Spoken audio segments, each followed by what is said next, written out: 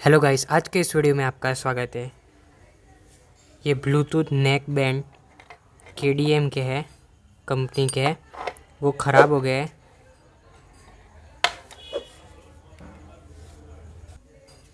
ये देख सकते हो, ये कनेक्ट है।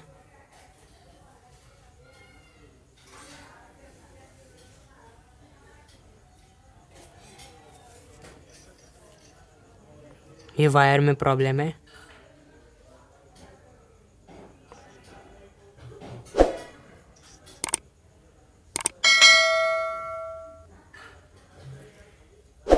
जैसे खींचते हैं तभी बजता है, तो हम लोग चेंज करेंगे ये वायर।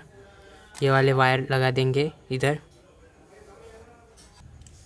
तो मैंने ये वायर चेंज कर दिए हैं और वाइट कलर के लगा दिए हैं। अब मैं आपको बजा के दिखाता हूँ।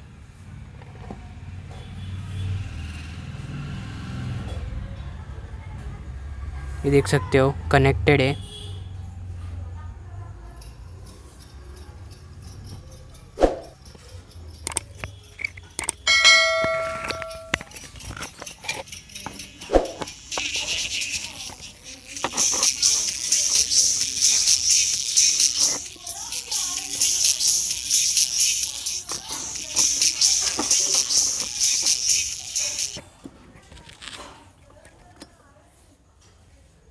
तो ये अभी रिपेयर हो गया है, तो हम लोग इसको फिट कर देते हैं।